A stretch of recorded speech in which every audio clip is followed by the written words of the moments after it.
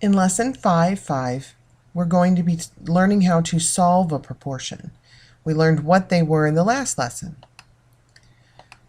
So when you're solving a proportion, you want to be sure that, first of all, you set up your ratios in the same way.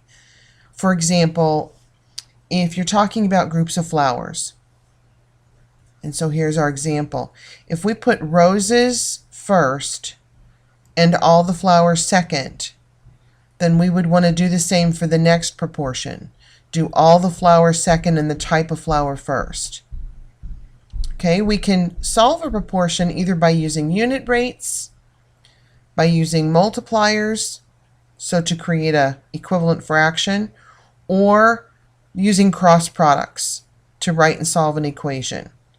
Easiest way to do this is with an example.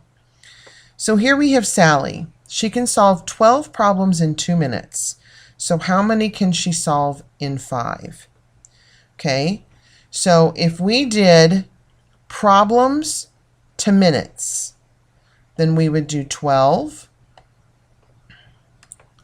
And I'm going to write it like a fraction. Remember, you could either write it with the colon or with the word 2. But I have problems on top, minutes on the bottom. So for my next proportion, I should do problems, which I don't know, to minutes. So then the first way was unit rate. So I could divide 12 divided by 2 to get my unit rate. So how much per 1 minute, then multiply it by 5. That's one thing that you could do. Another thing that you could do is to use a multiplier. Here, that's really not an option, because to go from the one you have to the other one you have across, there's not a whole number you can multiply to go from 2 to 5. So that one is a little bit limiting using a multiplier. Our third choice is to use cross products to write and solve an equation.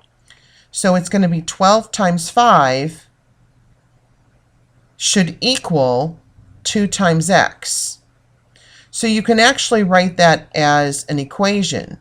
12 times 5 should be equal to, because we want these to be in proportion, 2 times x. So of course the way you would solve that is to divide by 2, because you're looking for the value of x. So over here we would divide by 2. So 12 times 5 is 60.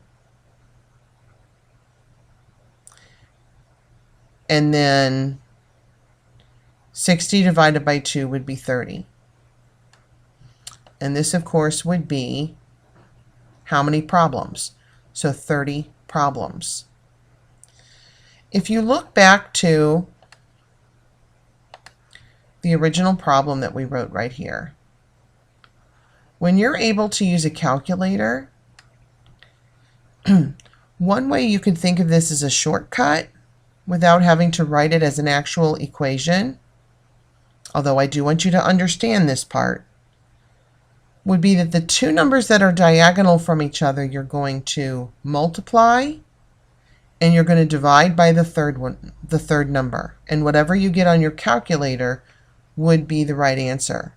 So the shortcut would be multiply the two that are diagonal, divide by the third, and that will give you your missing value. All right, let's try some of these.